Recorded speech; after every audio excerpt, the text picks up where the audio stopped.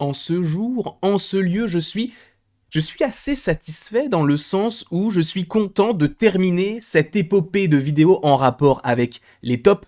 Peut-on appeler ça une étopée? Excusez-moi. Je suis confus, je ne ferai plus jamais ce genre de vanne.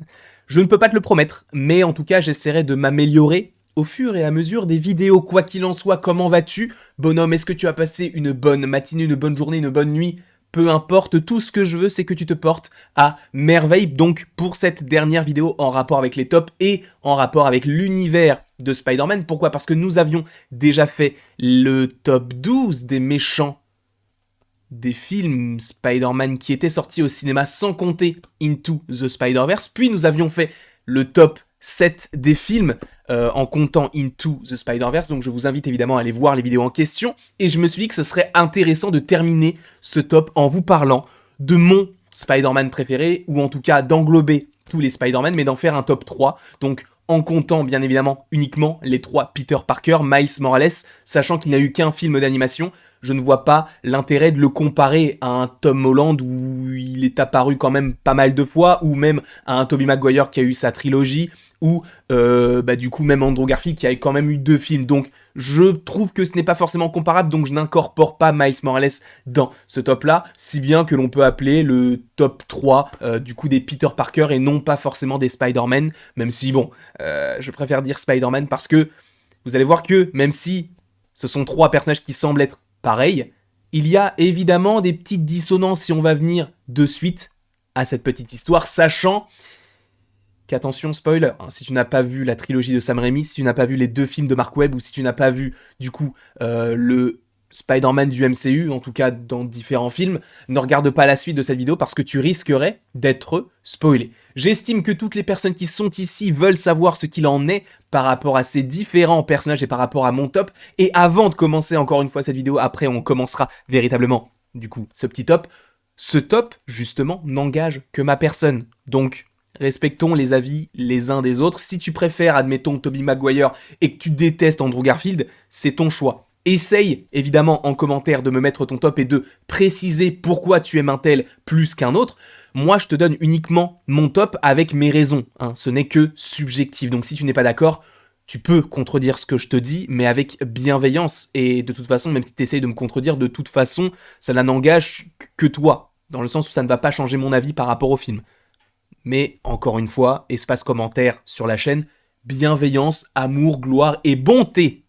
J'aime l'humour, je te l'ai dit. On commence de suite avec donc la 3e marche du podium qui est composée, ou en tout cas qui est occupée plus précisément, sans surprise, par le Spider-Man de Tom Holland qui a quand même fait pas mal de films, il faut le dire, hein, sachant que normalement, en tout cas à l'heure où je tourne cette vidéo, je n'ai pas encore tourné la vidéo en rapport avec l'histoire du Spider-Man de Tom Holland, mais normalement, elle est déjà disponible sur la chaîne, donc je t'invite évidemment à cliquer sur le petit i uniquement si j'y pense. C'est fort possible que je n'y pense absolument pas. J'ai l'impression d'être un poil trop fort, donc je vais encore un petit peu plus m'écarter du micro. Je pense que là, on est bon. Pourquoi ce Spider-Man est selon moi celui que j'aime le moins, et je précise que c'est celui que j'aime le moins, parce que quand tu dis que tu aimes moins quelqu'un, tu l'aimes quand même, tu l'aimes juste moins par rapport à quelqu'un d'autre. Donc, cela ne veut pas dire qu'il est dernier que je ne l'aime pas. Au contraire, je l'aime bien, mais je l'aime moins que les 2 autres. Pourquoi est-ce que je l'aime moins? Parce qu'en fait, je pense que j'ai été moins touché par ce personnage-là. Oui, il colle un petit peu plus à l'image que certains peuvent s'en faire par rapport aux comics, dans le sens où l'acteur est plus jeune, il fait plus jeune en plus physiquement.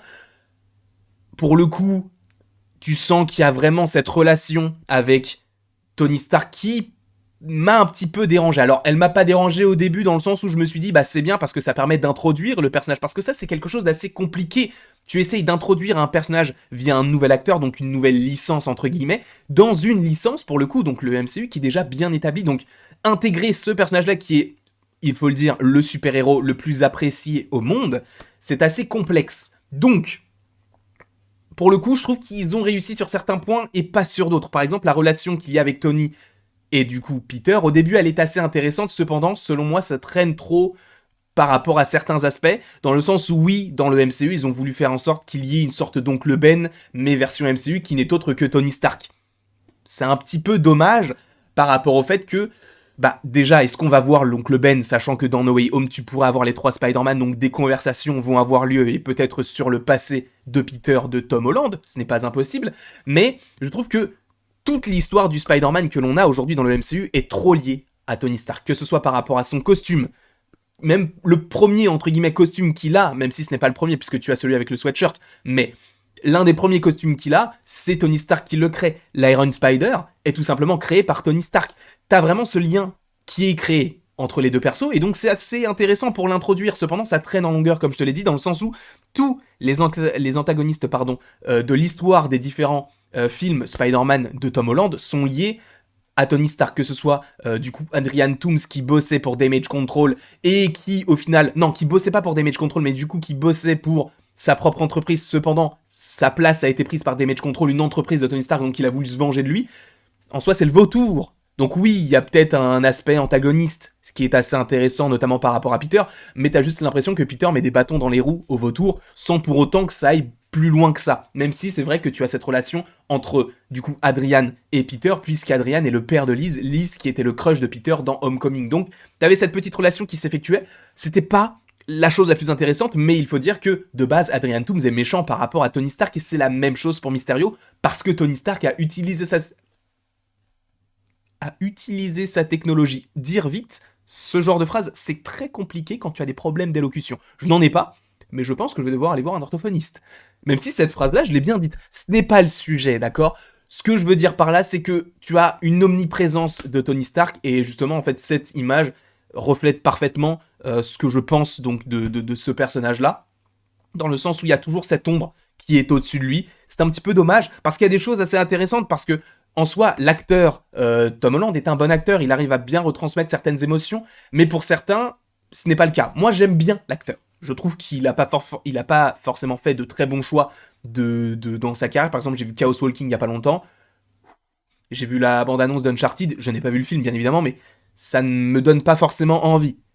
A contrario, il a fait des films plutôt intéressants. Il a fait notamment le The Devil of the Time, dans lequel il est très bon, selon moi. Et ça change en plus du côté un petit peu candide et du côté un petit peu... Je suis le petit enfant parfait, et ça change totalement. Et ça, j'ai beaucoup aimé, et je trouve qu'il a une belle palette. Donc ça, c'est un bon point à accorder à ce Peter Parker, hein, dans le sens où, peut-être qu'il a fait du théâtre. Je crois qu'il a fait du théâtre, puisqu'il a joué également dans Billy Elliot.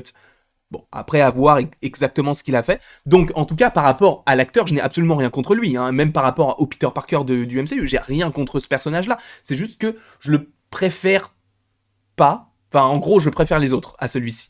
Mais ce qui est aussi intéressant, et ça, je ne peux pas ne pas la mentionner, c'est Zendaya. Michelle, MJ, si tu préfères. Quelle femme. Mais quelle femme. Talentueuse, chanteuse, danseuse, acteuse, j'aime l'humour, d'accord ? Elle sait tout faire. Et en plus de ça, c'est une déesse. Donc voilà, en plus elle a l'air hyper gentille, adorable et tout. Oui, mon choix est biaisé par rapport à cette actrice-là, parce qu'en soi, son personnage de Michelle, il passe entre les mailles du filet, mais la petite relation qui existe entre elle et Peter, je trouve qu'elle est assez mignonne, elle est assez intéressante. Une relation qui s'effectue du coup sur peu de temps, puisque en soi, on est quand même en 2023 dans Far From Home, 2024 dans Far From Home, et dans Homecoming, on est quand même en 2016. Donc c'est vrai que ça fait longtemps. Cependant, il y a eu quand même le snap de Thanos qui fait que ça va être un petit peu compliqué pour les deux. D'ailleurs, est-ce que mon planning là, la chronologie ne serait pas biaisée par rapport à ça ?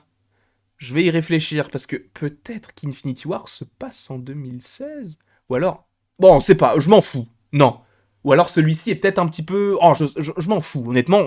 On n'est pas là pour parler de ça. On est là pour continuer. J'ai bugué. Mais à parler, du coup, de Peter Parker. Donc j'aime bien la petite relation qui existe entre les deux, sachant que, pour comparer, notamment avec celui de Tobey Maguire et Kirsten Dunst, du coup, qui joue à la fois Peter et MJ, je préférais ce duo-là plutôt que le duo qu'on va mentionner plus tard dans la vidéo, parce que je trouve que ça fonctionne mieux, dans le sens où quand j'étais plus petit, les relations amoureuses, etc., quand c'était sorti avec Tobey Maguire, c'était pas forcément ce que je recherchais.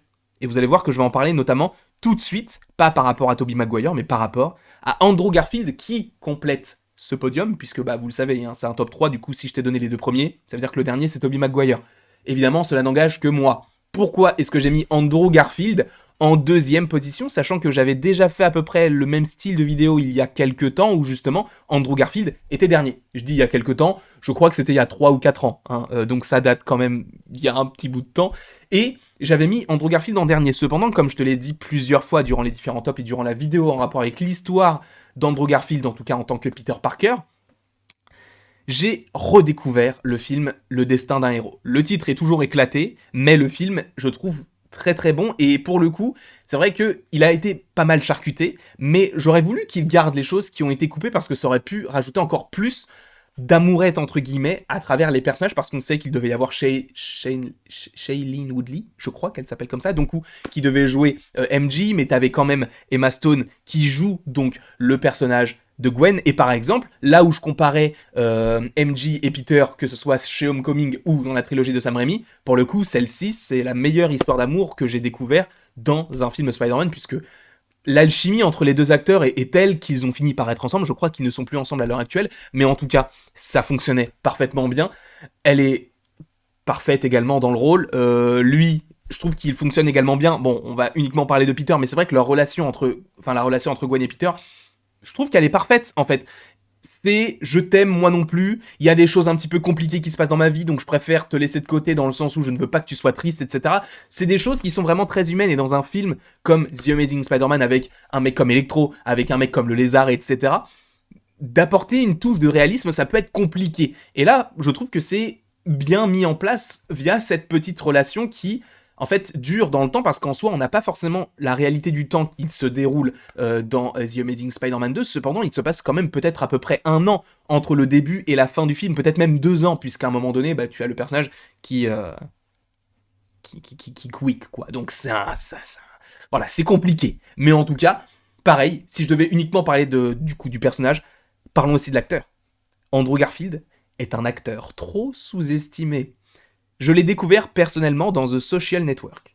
Il est incroyable. Je l'ai redécouvert entre guillemets dans Tu ne tueras point, qui est également incroyable. D'ailleurs, peut-être qu'un jour on se le rematera, parce que moi je l'ai déjà regardé, donc peut-être que vous ne l'avez pas vu, mais on le regardera sur Twitch quand j'aurai une connexion. Si un jour ça arrive. Mais du coup, très très bon acteur. Très très bon acteur que je n'ai vu que dans ces 3 films, enfin en tout cas 3 franchises entre guillemets, si on compte The Amazing et The Amazing Spider-Man 2 comme une seule et même unité.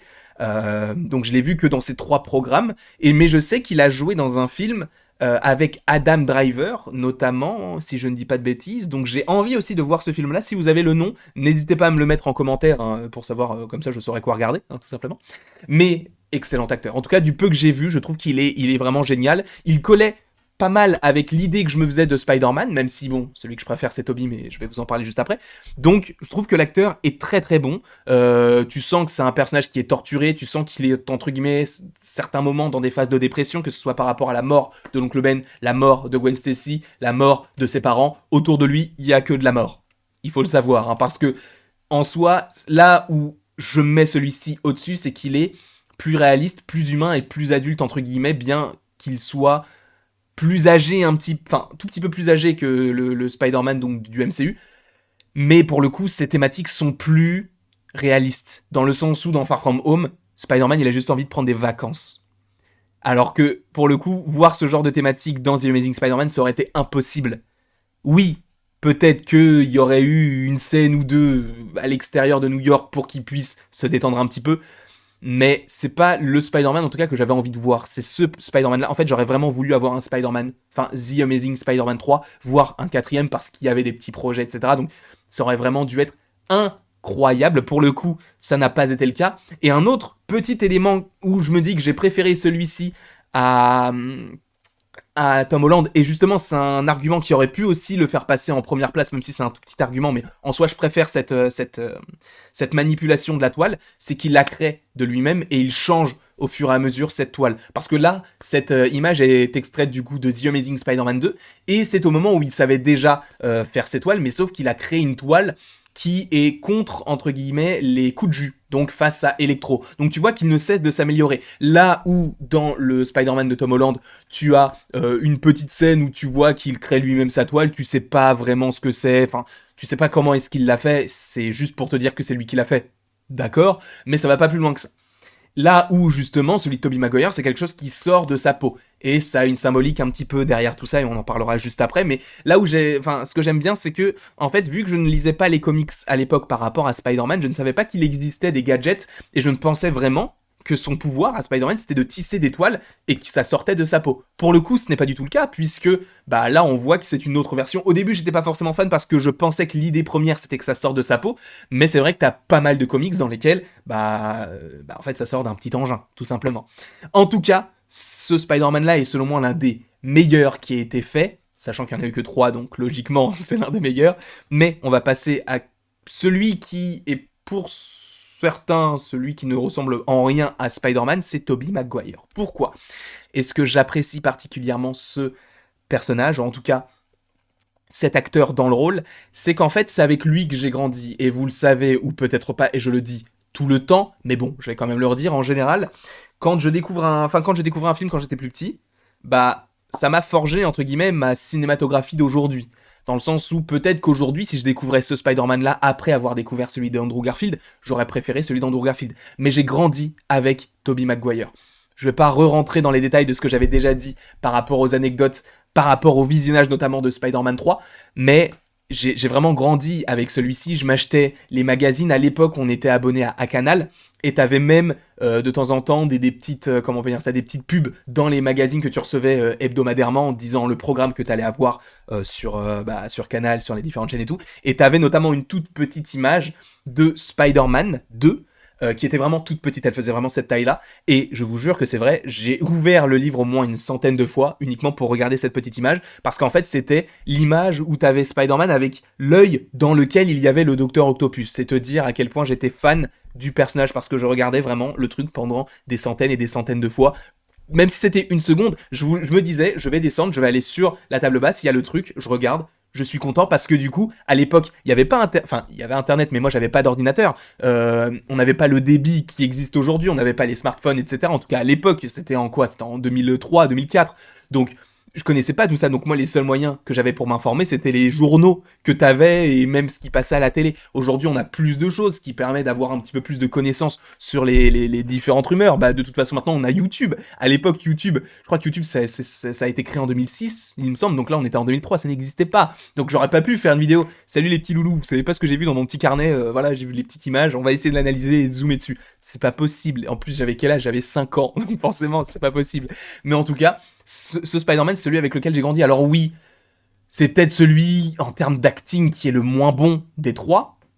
Peut-être, hein, c'est subjectif. Moi, honnêtement, je t'avoue que je le préfère à Tom Holland, même si, bon, il t'offre une palette quand même assez intéressante. Ce qui est cool, enfin, ce qui est marrant, en fait, c'est qu'avec ce personnage-là, en tout cas cet acteur, j'ai l'impression qu'il a deux expressions. Celle-ci, et l'expression où il crie, tu sais, où il ouvre grand la bouche et grand les yeux. J'ai l'impression que ce sont ces deux seules expressions. Évidemment, je rigole, mais c'est ce qui en ressort surtout par rapport à ce personnage-là. Ce que j'aime beaucoup aussi, c'est dans le 2, cette évocation de...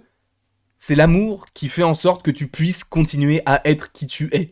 Et ça, je trouve ça très intéressant parce que là où justement, et ça on en avait déjà parlé lors de la vidéo par rapport au top des films Spider-Man, mais là ce que je trouvais intéressant c'était que t'avais une énorme partie dans ce film filler entre guillemets, même si ce n'est pas vraiment un film filler, mais qui lie le 1 au 3 du coup, donc le début à la fin, tu avais une grosse partie du film où il n'avait pas de pouvoir alors que c'était un film Spider-Man. Donc tu t'attendais quand même à aller voir quelque chose d'un petit peu plus dans l'action. Et pour le coup, ça va vraiment plus dans l'intériorité du personnage, dans les sentiments et tout, et ça, c'est quelque chose que j'ai énormément apprécié avec le temps. Au début, c'était vraiment celui que j'aimais pas trop dans la trilogie, même si t'avais quand même le Docteur Octopus. Quand je dis pas trop, c'était que j'étais fan des 3, pour moi c'était des 10 sur 10, mais le 3, pour moi c'était un 11 sur 10, le premier c'était un 10,5, et le deuxième c'était un 10, tu vois, ils étaient tous vraiment parfaits. Mais c'est vrai que je m'attachais peut-être un petit peu moins au deuxième, en tout cas par rapport à cette partie-là, mais le Docteur Octopus a fait que, voilà. Mais en tout cas, le personnage, je le trouve très intéressant, très bien construit, très humain, pour le coup. J'aime bien la relation qu'il a avec l'oncle Ben, et ce qui est assez intéressant, c'est que la relation qu'il a avec l'oncle Ben, c'est quelque chose que l'on peut retrouver, notamment, parallèlement, avec Harry et son père, du coup Norman, avec le fait qu'ils soient tous les deux morts, mais ils ont, entre guillemets, tous les deux des visions de ces personnages-là, qui viennent soit... aller dans le sens du personnage pour essayer de le faire aller encore plus mal, notamment par rapport à Norman Osborn et Harry, ou alors l'oncle Ben qui essaie de continuer de jouer son rôle de papa, même si ce n'est qu'un oncle, entre guillemets, qu'un oncle. C'est quand même bien d'avoir un oncle, hein, mais tu vois ce que je veux dire. Et du coup, je trouvais ce parallèle assez intéressant, d'ailleurs que je n'ai pas forcément notifié dans la critique des différents films, mais ce que j'aime bien, c'est que là où la voix de la sagesse agit pour qu'il soit du coup mieux, dans le sens où dans le 2, tu sais, il y a un moment donné où il lui dit un grand pouvoir implique de grandes responsabilités, d'accord, très bien, c'est très cool, mais lui-même lui dit, non, oncle Ben, je ne suis plus Spider-Man, je ne suis que Peter Parker. Et là, j'ai trouvé que c'était hyper intéressant, et c'est là où il va jeter son costume, et je trouve que ça a une symbolique énorme, et c'est ce genre de choses qu'on retrouve un petit peu de moins en moins dans les films de super-héros, malheureusement ou heureusement, hein, c'est en fonction de chacun. Mais moi, je t'avoue que j'aimerais avoir de plus en plus ce genre de choses dans les films, d'avoir cette sorte de questionnement de savoir qui je suis. Est-ce que je suis Spider-Man plutôt, ou est-ce que je suis Peter Parker? Ça, c'est malheureusement quelque chose qu'on ne retrouve pas, en tout cas dans le personnage de Spider-Man aujourd'hui. Avec Tom Holland, il ne se pose pas la question. Lui, il a juste envie d'être un super-héros, en fait.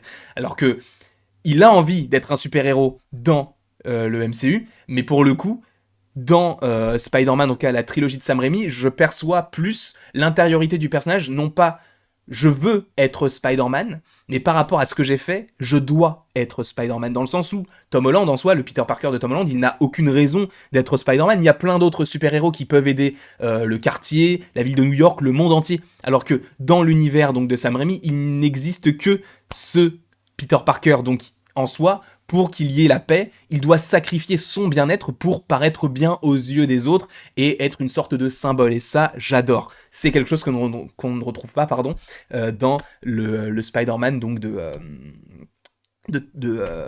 Tom Holland, mais qu'on retrouve à peu près dans le Spider-Man d'Andrew Garfield avec cette longue pause qu'il fait quand il est en dépression. Et c'est justement quelque chose qui va essayer de dépasser. Et ça, ce dépassement de soi, je l'aime beaucoup et c'est quelque chose qu'on ne retrouve pas dans le Spider-Man de Tom Holland. En tout cas, voilà pourquoi Tobey Maguire c'est mon Spider-Man préféré par rapport à ce que j'ai pu vivre, par rapport au personnage, par rapport aux films dans lesquels il est apparu.